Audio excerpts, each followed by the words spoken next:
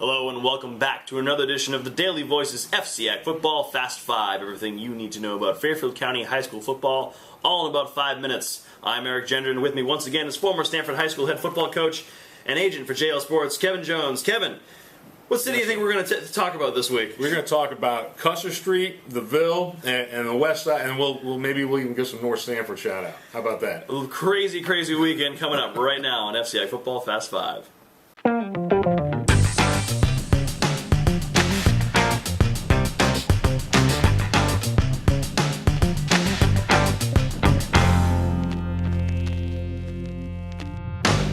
We're going to get to our Game of the Week third because we had two incredible upsets this weekend, starting with Trinity. Trinity finally puts the pieces together, beats a big team with a dramatic victory over New Canaan. Pete Stokes bawling his eyes out on the sideline after that game. I got a little emotional watching Pete there. It's probably far-fetched to call the Crusaders an FCIAC contender at this point, but with what we've seen, do you think that they have a shot to sneak into the Class S tournament? Well, you have to love the emotion that Coach Stokes showed at the end of the game. Now, he called it the greatest victory in Trinity history. I know that Coach Albanese might argue that the state championship was, but you have to love that emotion. You have to love the fact that he's completely bought into his own program. So that was great to see.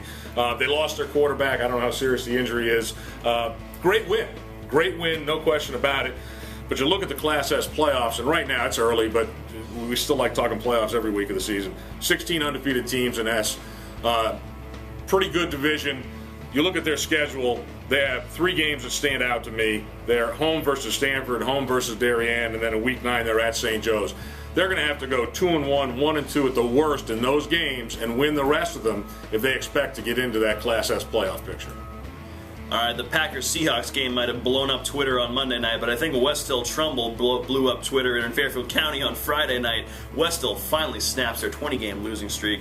Was this victory for the Vikings more Westhill trending upward, or is this a warning that something is very wrong in Trumbull? Well, there's always a little bit of both. You know, if I told you that we had 2 teams, one of them rushed for only 24 yards and went 17 to 37 passing, you'd probably tell me, oh, that team must have gotten killed. But those were Trumbull's stats, and it was 30 to 30 going into overtime. So how bad are they? I don't know. They scored 30 points and had a pretty rough night. Their run game is on life support. They need to get something going with that. But, you know, Westhill, you have to really, give credit. A great job. DeVell Cotterill, 193 yards rushing and 300 all-purpose yards. And then Brandon Turner with that huge pick in overtime to seal it. Without question, the biggest victory in the last 10 to 15 years for Westhill. So very impressed by their effort. But, you know, can you do it again next week? That's the big question. You know, they had a big loss week 1. They come back with a big win in week 2. You know, let's find out what you're made of. They got an angry Norwalk team coming to town on Saturday, and they still have Greenwich Staples and Stamford on the schedule. So they're not out of the woods yet, but that was a great win by Westhill. All right, and we wrap up our tour of Stamford back on Strawberry Hill Ave. Stamford absolutely steamrolled Norwalk. I was stunned with this result, tell you the truth. We all were. Yes. What worked for the Black Knights so well, and how much of a state and conference contender should we consider them going forward? Well, let's review what we said last week. You know, we're going over the game of the week, and we said Norwalk would have to pound the ball, control the clock with their run game, and keep Stanford's offense off the field. Well, Tamar Joseph, 58 yards rushing, didn't get it done, right? Stanford needed to play out on the perimeter, spread the Bears out and get the ball to their playmakers. What do we have? We have Tyler Kane with 3 touchdown passes. He ran for another 98 in the score. You had Bavona, Bassard, and Webb all had touchdown catches. And Cameron Webb, 16 carries, 146 yards, another 2 scores. They did it all. I think it was, if you watched the game, and I was down there on the sideline, Norwalk was just flat. There's no other way to put it. They were flat. Stanford was firing on all cylinders. It was a perfect storm. Bad night for Norwalk, great night for Stanford, and they won that game big. Double L, talk about playoffs. Never too early to talk about playoffs. Never too early. Double L is loaded. So you look at Stanford the next month, they are on the road, 4 straight. Richfield, St. Joe's, Trinity, and NFA, all the way up there by the casino. So you got 4 road trips against 4 tough teams. The last one is a marathon on a bus, okay? So that's going to be really tough. They're going to have to win. They're 3-1 at a minimum if they're going to sneak into the Double L playoffs. That's a heck of a schedule right there. All right, just a week after worrying about having a carbon copy of last season, poof, that goes out the window with 3 crazy results, and along with a St. Joe's blowout of Wilton. How much is this weekend going to affect the rest of the season going forward, Kevin?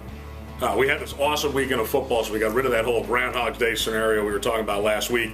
But I don't know how much these games this week are going to affect the playoff scenarios. I think you got to look at what's coming up in week 3, and there's 4 games in particular that I really think are going to have a dramatic effect on the playoff picture and the FCIAC picture. Friday night, you got Stamford and Ridgefield. Stamford going into week 1 of that murderer's row I just talked about, and then Ridgefield, who had a big loss to Greenwich in week 1, but then bounced back last week, and we're going to find out what they're made of when Stamford shows up at Ridgefield Friday night. And then you have McMahon at Staples Friday night.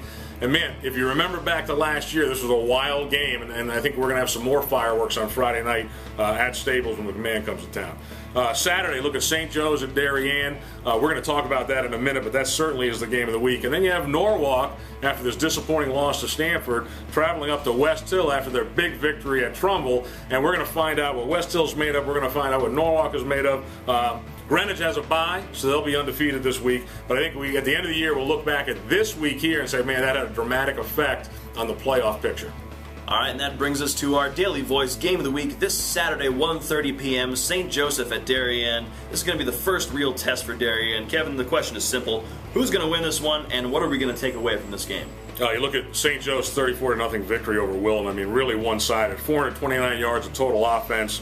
Touchdowns from 5 different players. They held Wilton to 65 yards of offense. I mean, you take a tough defense, an explosive offense, put them together, that's a pretty good formula for success.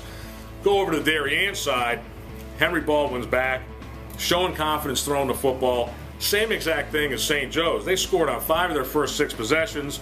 They won 44-21, but it was 30-0 before they took their foot off the accelerator and let Ward back in the game a little bit.